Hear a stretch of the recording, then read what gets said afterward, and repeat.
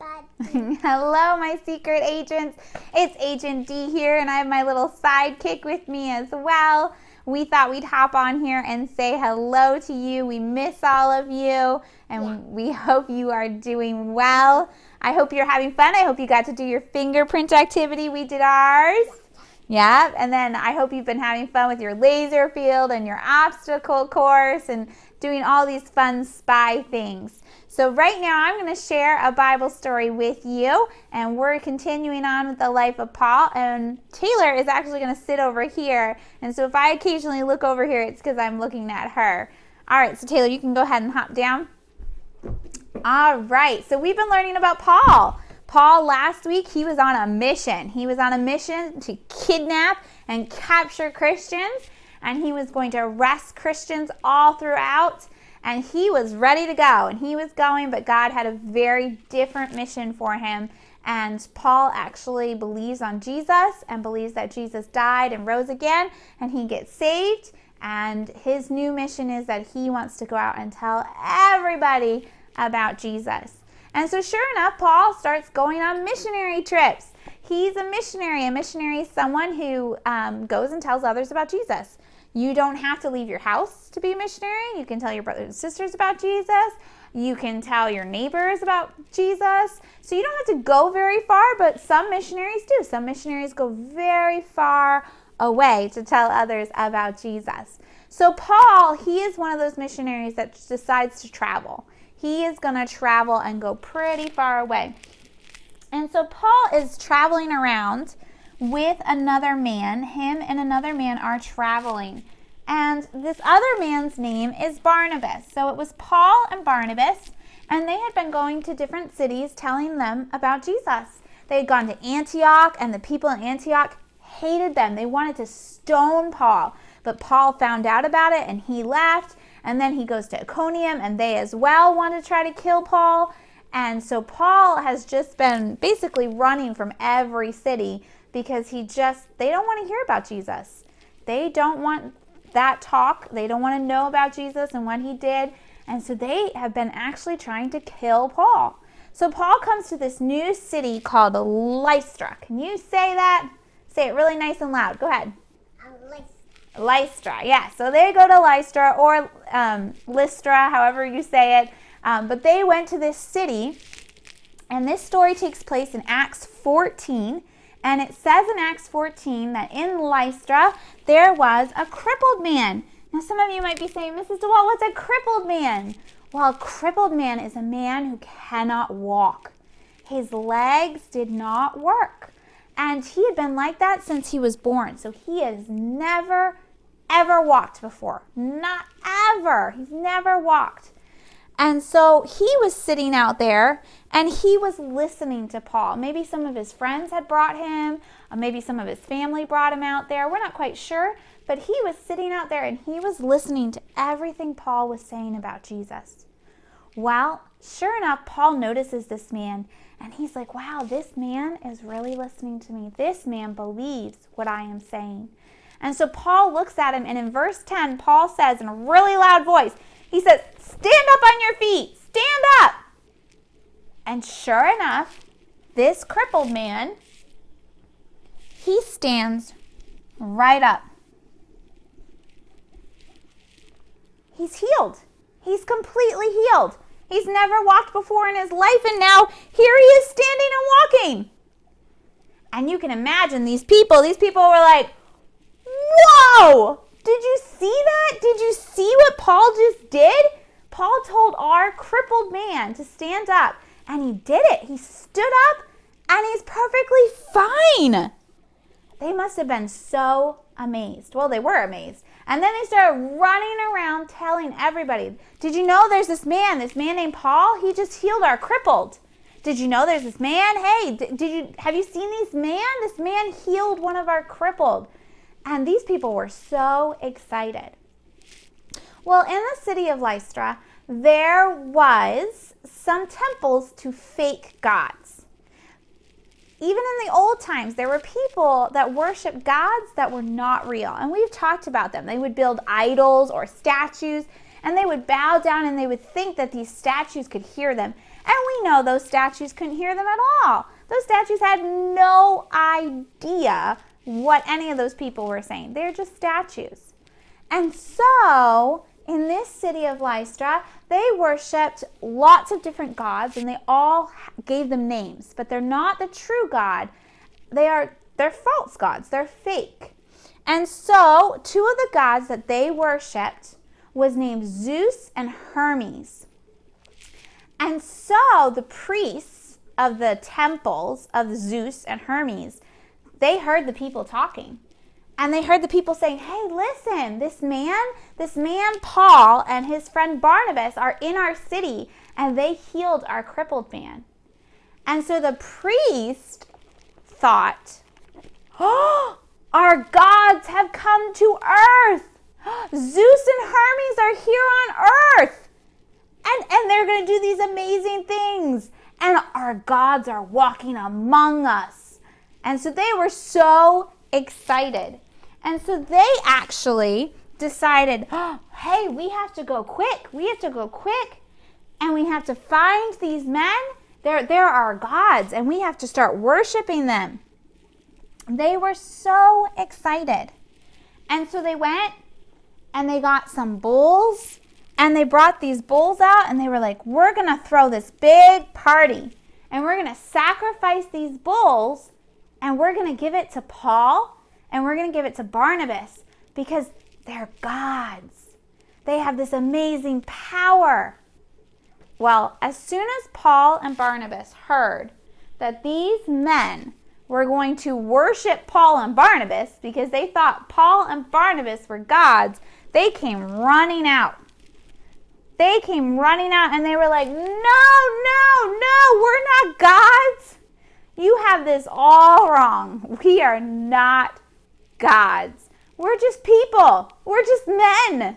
We're men just like you. The only reason I was able to heal that crippled man was because God gave me the power. And let me tell you about God. And so he started telling them about God. And he told them, I am not a God. There is only one God. Your God Zeus and your God Hermes, they're not real. There's only one God. And let me tell you about him. His name is Jesus. And so Paul started telling even these people. And these people were very confused. Some of them were just very confused. And even the priests were still kind of thinking, maybe we should still sacrifice. I'm not sure. And so poor Paul, he was trying so hard to convince these people. Now, some of them did believe, and some of them heard what Paul was saying. Like that crippled man, he believed them. He believed right away that Jesus was God's son and that Jesus died for him. And so Paul stopped these people from worshiping him. He made sure right away they knew that Paul didn't have some superpower. He wasn't some superhero. He was just plain Paul, but God had allowed him to heal a man. And so, boys and girls, what do we learn from this story? What can we possibly learn from Paul healing a crippled man, and then all these people thinking that Paul was a god, and him saying, no, I'm not a god. Well, the lesson's kind of pretty easy. God has given each of us abilities and things that we can do. God allowed Paul to heal this man. Now, God doesn't do that much anymore. He's not giving anybody healing powers, and people aren't going out and touching people and they're healed. But God still has given us abilities and talents. God might have given you the ability to play sports really well. Or maybe God has given you the ability to play music. Some of you are taking instruments. Some of you are practicing piano and guitar. Some of you are doing a great job with that. Some of you are just really kind kids. Some of you, everything out of your mouth is just kindness and love. That is a trait, that is a skill that God has given you. Some of you are really good helpers. As soon as Mrs. DeWalt is trying to do something or she's dropped something, there are some of you that just pop out of your chair and you're like, Mrs. DeWalt, I'll help you. You're great helpers. Some of you are encouragers. You see other kids and they might be sad or maybe they're crying about something, and you come right away and you put your arm around them and you're like, hey, are you okay? Can I help you? What can I do to help you? Those are all skills that God has given you. He's given you these wonderful skills that you can do. But sometimes we are tempted to think that we're the best. Sometimes we get prideful. We think, I'm a really good kid. Look at, I don't act like that kid. I'm really good. I obey my parents, and I sit still, and I know all these Bible stories. And sometimes we can get really prideful. Even with our sports, we think, oh, we're the number one player. Or even with our music, sometimes we get so wrapped up in our own, oh, I'm really good at the piano. Everyone should hear me play. Or I'm really good at the guitar. They should hear me play. But God doesn't want us to be that way. God says, I am giving you all these talents and all these skills so that you can give me glory. We are supposed to use the skills that God has given us to praise Jesus. So how can we do that? How can we use the skills that God gives us to praise Jesus? Well, if you're really good at a sport, you play on a team. You have teammates galore. And you have opportunities to tell those teammates about Jesus. Also, when you're on a team, you can have a good attitude whether you win or lose. Because when you have a good attitude, whether you win or lose, that shows that you're different from other people. And those people might say, hey, that kid's different. Whenever we lose, he's got a smile on his face. Whenever we win, he's got a smile on his face. I wonder what makes him different. And again, it's an opportunity for you to tell them about Jesus. With your music, do you know God loves to hear music sung to him? God loves to hear that music that's praising him and talking just about him, and not focus on yourself and not thinking, oh, I'm up here, look at me, everybody. But think, God, I want to praise you. I want to use your music to praise you. And so that's ways. There's ways just with being kind that shows Jesus and shows Jesus' love. Being a helper shows Jesus' kindness and love, but we have to make sure that we don't think, oh, well, I'm the best. I'm the greatest. I'm so good at this. We have to remember that those skills come from Jesus. So your mission for this next week is to use your skills for God, to give God the glory. Paul made sure that nobody was giving him the glory. They were not going to give him a big feast. They were not going to give him a big party. Paul said, no, no, no, no, no. This is not about me. It is all about God. And so I want you to use your skills. And if you don't know what your skills are, you could ask your mommy and daddy or your grandparents, whoever you live with. They see you all the time. They know what you are good at. And they know what God has given you that you are good at. And they can tell you. And you can use those skills this week to honor and glorify God.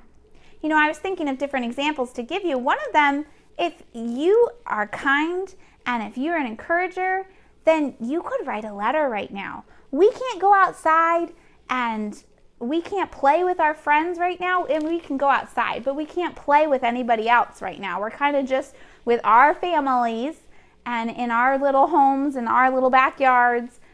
But you know what? You could write a letter to somebody. You could write a letter to somebody in your church. You could write a letter to one of your friends and just encourage them right now, or say you miss them, or just say, I was thinking about you. How are you doing? You can call a friend. You can FaceTime a friend and talk to them for a little bit. I have seen people FaceTiming and playing games with their friends over the little camera. So even that is a distraction and helping others. It's a fun thing to do, and it's showing love. So there's lots of ways that even though you're stuck at home right now, you can show love. For those of you that can't write, you can color a picture. People love getting colored pictures from kids. So feel free, if you need someone's address, you can message me, or you can write down here on the comments below, and you can let me know, hey, Mrs. DeWalt, I need the address for this person. And I can give that to you so that you can write a letter or send a picture, something to encourage someone right now. And that's a way that you can use your skills. So I hope you can find something that you can do this week to use those skills that God has given you. And I can't wait to see you next week. And I hope you all have a great week. And I'm praying for all of you. And hopefully we'll see each other in the near future. And I love you all. Bye.